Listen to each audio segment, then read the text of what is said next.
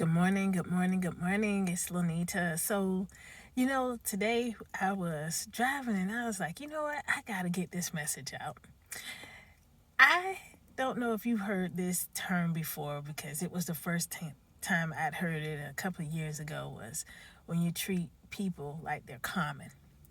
And I thought about that. I was like, what does that mean? The context was negative. In listening more, I started to hear it more often. And what it seemed to me was you treat me like I'm not important. But then, I like to look at things from both sides. I can't help it. It's the lawyer in me, right? And I couldn't help but think to myself, but do you necessarily treat people as if they're royals? Because you don't want to be treated common. So I assume you want to be treated as if you are part of the gentry, the landed class, the royal class. And so you speak in terms of the royal we. But are you treating other people as if they are part of that same lineage?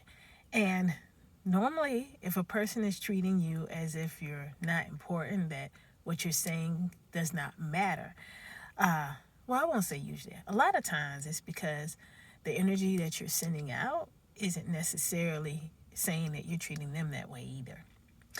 Now, of course, there are exceptions. There are some people who are just rude. There's just no getting around it. There are some people who are going through some things and they are very short and they are dismissive. Those aren't the folks that I'm talking about. I'm talking about when you're having a conversation with someone and you feel that you should be treated in a manner that indicates that you're better than, that you're more than. And when you're not, you are offended and you feel disrespected. And I just got to ask you, are you treating people as if they are important, as if what they have to say matters? Are you treating people with respect and dignity? Are you treating people as if they're loved? And if the answer to that is no, I would challenge you to go back and examine your behavior. I got to tell you, I look at myself and the situation sometimes that I'm in, and I now pause and I look around and I say, could I have done better there? Should I have done better there? I had a situation not too long ago with a lady with whom I serve on a board, and she was very hostile and she was spewing, and I just let her go. And when she was done, I addressed everything that she had to say individually so that she felt that she had been heard, that she was not disrespected, and that she was being treated as part of the royal we. And when I was done, I then told her how I felt about what she had to say and the manner in which she imparted it. Now, the reason that I did it in that order was because the first thing I needed to do was de-escalate the situation, because a person isn't hearing you when they're mad. And it is very hard to get business done when everybody is flamed up, right? The second thing I did was then explain how I felt. After I let her know you had been heard, everything that you said has been addressed. Now hear me.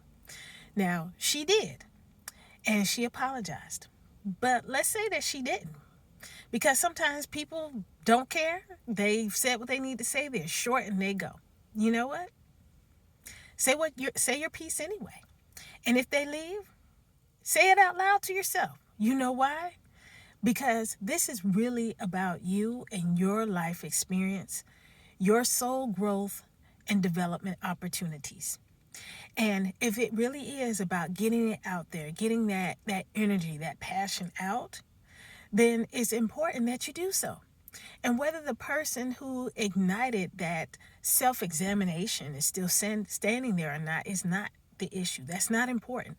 They were simply a catalyst. If you think about a surgeon, they were the scalpel to open the wound so that they could get the infection out.